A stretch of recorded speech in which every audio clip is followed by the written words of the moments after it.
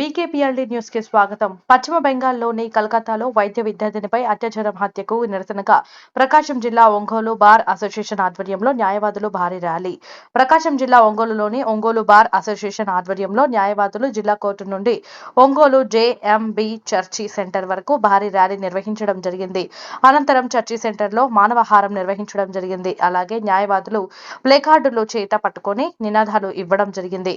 ఈ సందర్భంగా న్యాయవాదులు మాట్లాడుతూ వైద్య విద్యార్థిని హత్య ఘటనపై న్యాయ విచారణ జరిపించాలని, మహిళలకు భద్రతకు కఠిన చట్టాలను అమలు చేయాలని, వైద్య విద్యార్థిని హత్య చేసిన నిందితులను కఠినంగా శిక్షించాలని కోరారు. ఈ కార్యక్రమంలో Ongole bar association secretary Yelchuri Surendrababu, Chintapalli Pratap, Boddu Bhaskarrao, K Aruna, Lakshmikumari, Jajula Madhuri, N Dhanalakshmi, Indira, Telagathoti Jyothi, Chiluka Latha, Venkataramanamma, తోట సుధా తదితరులు పాల్గొన్నారు.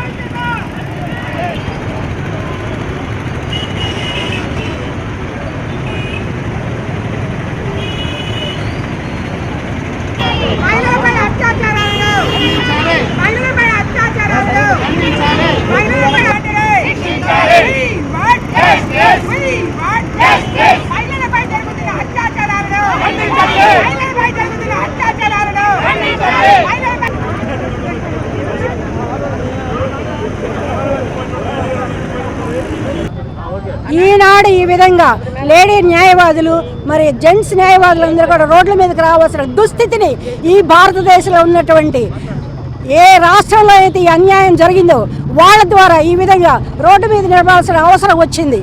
ఏంటి భారతదేశం అంటే? సంస్కృతులు కలిగిన దేశము, వేద పారాయణం చేసిన దేశము, ఉపనిషత్తులను చదివిన దేశము, చిన్నప్పటి నుంచి ఆ విధమైన పాఠశాలలో పెరుగుతూ వచ్చిన విద్యార్థులు వీళ్ళందరూ. కానీ ఏమైంది? వీళ్ళ చదువులు ఏమైంది? వీళ్ళ సంస్కారం ఏమైంది? వీళ్ళ తల్లిదండ్రులు ఏ విధంగా వీళ్ళు పెంచారు? వాళ్ళకి అమ్మలు లేరా? అక్కజనులు లేరా? వారి భార్యలు లేరా? వాళ్ళకి పిల్లలు లేరా? రేపు ముందుగతి వారిది ఏమిటి?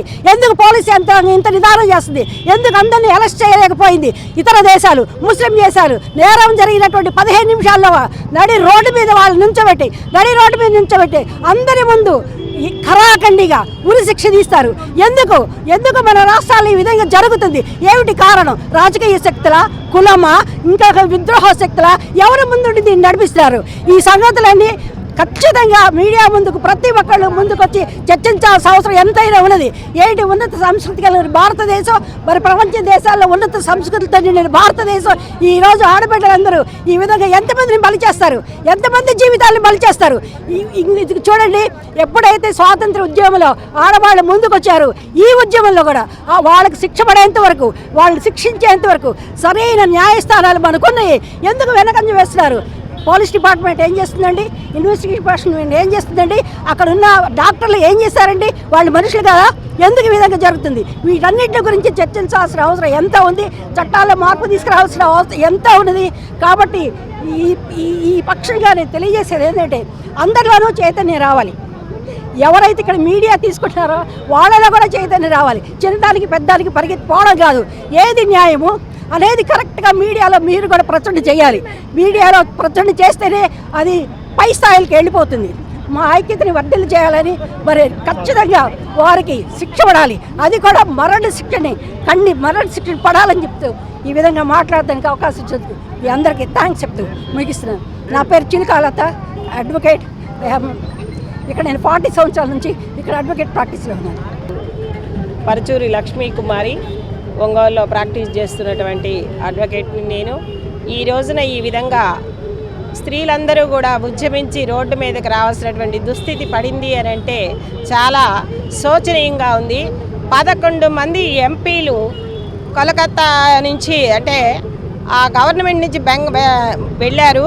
ఒక్క ఎంపీ కూడా నోరు తెరవల. అందులో 2 లేడీ డాక్టర్స్ ఉన్నారు. 11 మంది లేడీ ఎంపీలు రిప్రజెంటేషన్ చేస్తుంటే ఇండియా తరఫున, మరి వాళ్ళకి స్టేట్ తరఫున రిప్రజెంటేషన్ చేస్తున్నారు. ఒక్క లేడీ కూడా మాట్లాడలేదు. మరి వాళ్ళ సోల్స్ ఏమన్నా డెవిల్స్కి ఏమన్నా అమ్ముకున్నారేమో మనకి తెలియదు.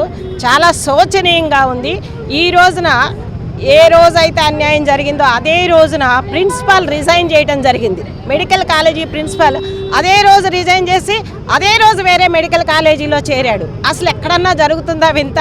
చూడండి ఎంత ఆ గవర్నమెంట్లో వింతలు జరుగుతున్నాయంటే అసలు ఎలా రిజైన్ చేస్తాడు? జరిగిన రోజు అదే రోజు వేరే కాలేజీలో ప్రిన్సిపాల్గా చేరాడు.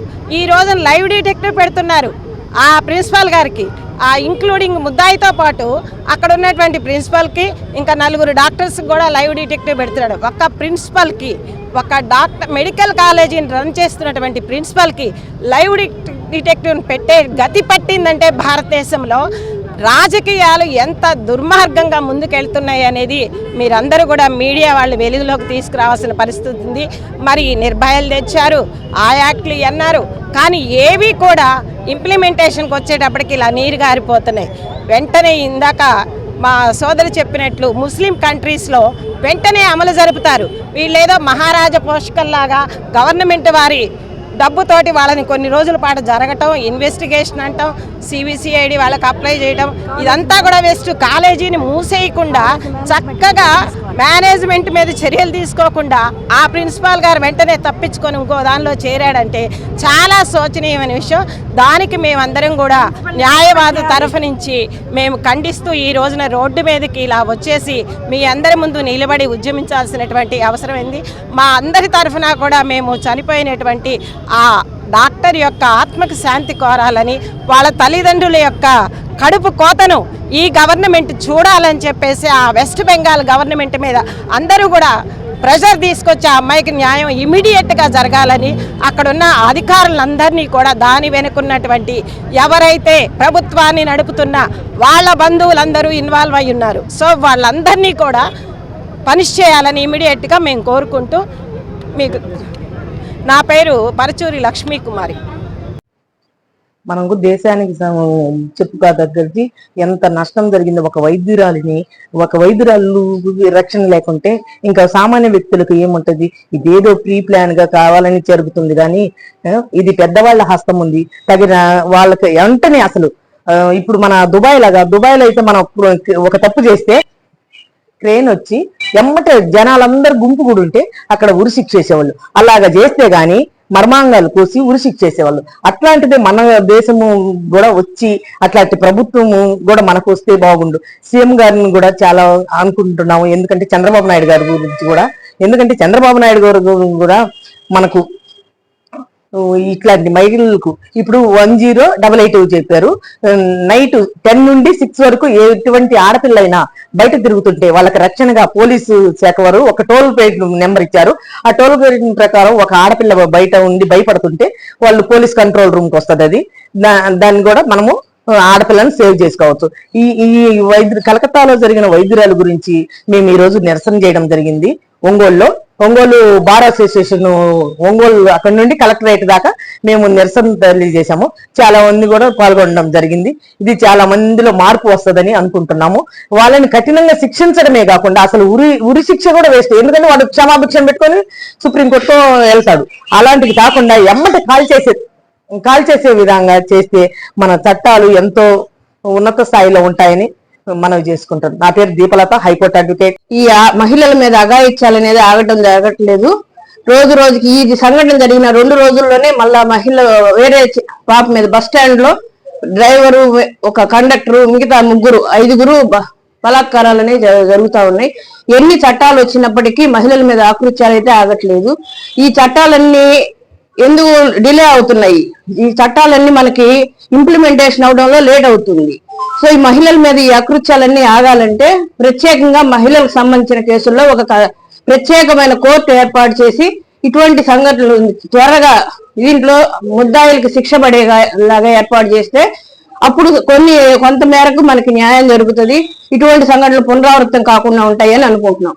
అచ్చం చట్టాలే కాదు, సమాజంలో మన కుటుంబ వ్యవస్థ కూడా పతనం అయింది. ఇంట్లో తల్లిదండ్రులు పిల్లల్ని పెంచే పద్ధతి ప్రకారం ఈ దీనిలో తేడాలు వచ్చినాయి. గతంలో మనం చూసుకుంటే ఉమ్మడి కుటుంబాలు ఉండేవి. ఈ కుటుంబాలు పిల్లలు ఎలా ప్రవర్తిస్తున్నారు, ఏం చేస్తున్నారు, మంచి చెడు అనేది చెప్తూ ఉండేవాళ్ళు. ఇప్పుడు అది లేదు మనకి. ఎవరికి వాళ్ళు స్వతంత్ర కుటుంబాలు అయిపోయినాయి. పిల్లల్ని ఏం చేస్తున్నారు, మంచో చెడు అని పట్టించుకునే విధానం లేకపోవడం వలన ఇవి ఎవరితో ఎలా బిహేవ్ చేస్తున్నాం అనేది తెలియట్లేదు. సో కాబట్టి ఇప్పుడు తల్లిదండ్రులు ఈ రోజు మన ఇంట్లో జరిగింది బయట ఎక్కడో జరగచ్చు, రేపు మన పిల్లలకి, మన చెల్లెళ్ళు, మన అక్కలు ఇవన్నీ కూడా జరుగుతాయి. కాబట్టి ఇవన్నీ మనం ఆలోచించి ఇటువంటి సంఘటనలు పునరావృతం కాకుండా ఉండాలంటే మన వంతు మన ప్రయత్నము కుటుంబ పరంగా మనం చేయాలి. అంతేకాకుండా ఈ ఘటనలో ఇలాంటి ఘటనలు జరగకుండా ఇది దోషులకు సత్వరమే శిక్ష పడేలాగా ఏర్పాటు చేయాలి. జస్టిస్ డినైడ్ జస్టిస్ డిలేడ్ అని అంటారు. ఎంత ఆలస్యం అవుతుంటే అంత చట్టాలకు న్యాయం జరిగే ఇది అయిపోతుంది. కాబట్టి మహిళలకు నేనైతే సపరేట్ గా ఒక కోర్టు ఏర్పాటు చేసి ఇట్లాంటి వాటిల్లో త్వరగా శిక్ష జరిపించాలని కోరుకుంటున్నాను.